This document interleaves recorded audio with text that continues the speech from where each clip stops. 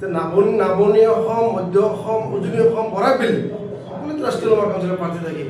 আমাৰ ৰাষ্ট্ৰীয় সম্পাদক তথা অসম ৰাজ্যিক সভাপতি ডাঙৰীয়াই অলৰেডি কৈ গৈছে যে আমি 35ৰ পৰা 40টা সমষ্টিত আমি প্ৰাৰ্থী আগবঢ়াম। সদ্যহতে আমাৰ 22খন এনেকুৱা সমষ্টি যি সমষ্টিৰ আমি প্ৰাৰ্থী অলৰেডি আমাৰ বাছনি হৈছে। এই ফেব্ৰুৱাৰী মাহৰ লাষ্টত আমি ঘোষণা কৰি দিম আমাৰ কোন কোন সমষ্টিত আমাৰ প্ৰাৰ্থী থাকিব। লখিমপুৰৰ পৰা আৰম্ভ কৰি শোণিতপুৰ জিলাই হওক, আপোনাৰ নগাঁও জিলাই হওক, ধুবুৰী, গোৱালপাৰা, বৰপেটা সকলো জিলাতে আমাৰ প্ৰাৰ্থী থাকিব। কথা হ'ল কি, আজি আপোনালোকে অলৰেডি জানে আমাৰ অসম ৰাজ্যিক সভাপতি ডাঙৰীয়াই গোটেইখিনি কথা আপোনালোকক কৈ গৈছে যে এই শংকৰাজানৰ মিলনভূমি এই অসম প্ৰদেশত আজি কেইদিনমান ধৰি যি নাটক এটা হৈ আছে যে উচ্ছেদৰ নামত, আপোনাৰ এছাৰৰ নামত, আপোনাৰ এই আজি দুদিন ধৰি যিটো চিৰিয়েল আমি চালোঁ 2 ঘণ্টা 3 ঘণ্টা সময় নষ্ট কৰি অসমবাসীয়ে যিটো চালে ফিক্স মেচ যাক কোৱা হয়, এনেকুৱা এটা বস্তু আমাৰ অনুভৱ হয়। গতিকে এইবোৰ কৰি কিবা লাভ আছে নেকি? কোনোবাই যদি দুখ কৰিছে তাক জেলত ভৰাব লাগে, কোনোবাই যদি দুখ কৰা নাই তাক দুখ মুক্তি কৰি দিব লাগে। সিহঁতৰ মাজত আমাৰ ক'বলগীয়া একো নাই। কিন্তু আমি খাছ কৰি মুখ্যমন্ত্ৰী ডাঙৰীয়াক এটা কথা আহ্বান জনাম যে তেওঁলোকৰ যিটো অফিচিয়েল পেজত যেনেধৰণে মানে তেওঁ গান লৈ পেলাই মুছলমানক টাৰ্গেট কৰি পেলাই যিটো ভিডিঅ' আপলোড কৰিছিলে, সেই ভিডিঅ'টো লাষ্ট মমেণ্টত ডিলিট কৰিব লগা হৈ গ'ল। কেনেধৰণৰ কথা?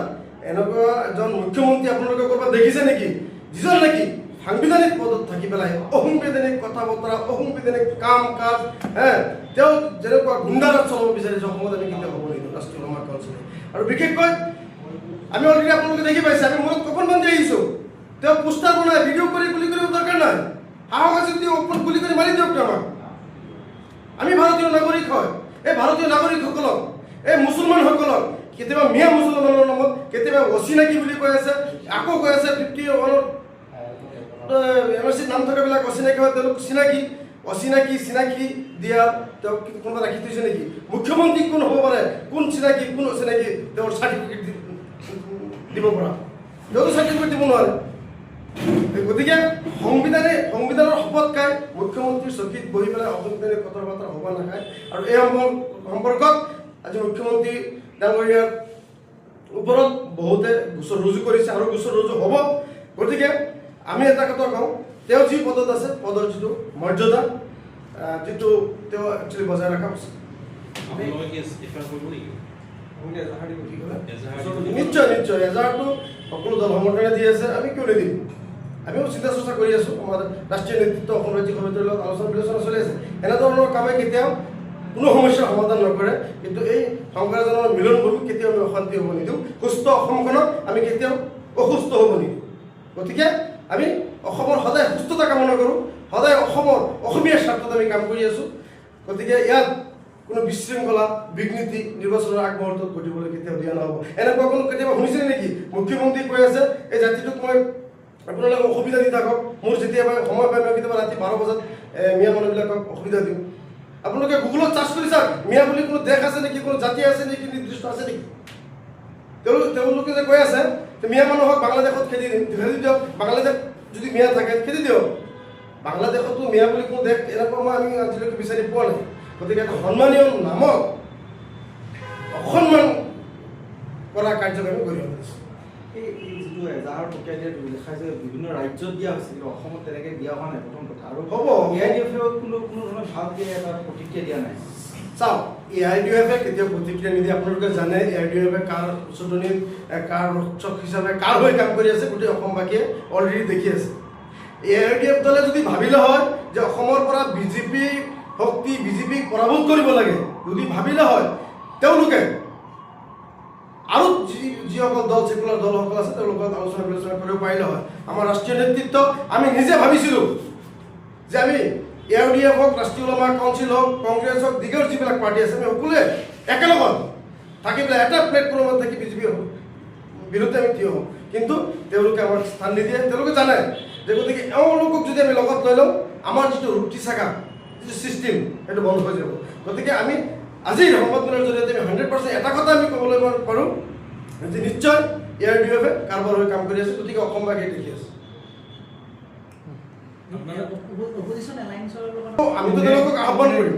কংগ্ৰেছ হওক বা অজপ হওক বা ৰাজ্যত আমি বিজেপিক আঁতৰাবৰ ক্ষেত্ৰত যি পাৰ্টিবিলাক আছে, ছেকুলাৰ পাৰ্টি আছে, তেওঁলোকক আমিতো আহ্বান জনাম যে তেওঁলোকে যদি ভাবে যে আমাক লগত ৰাখে, আমাৰ আপত্তি নাই আমি যাবলৈ কাৰণে।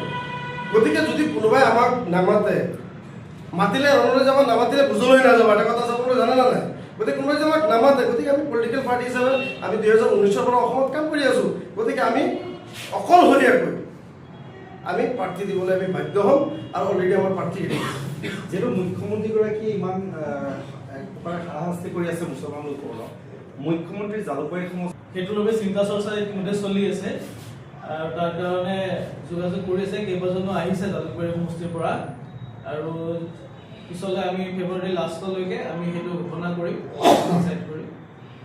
আপোনালোকে লখিমপুৰৰ কথা কৈছিলে, অলৰেডি নাওবৈচা সমষ্টিত বা কোনোবা আছে নেকি যদিহে আপোনালোকৰ এলায়েন্সটো নহয়?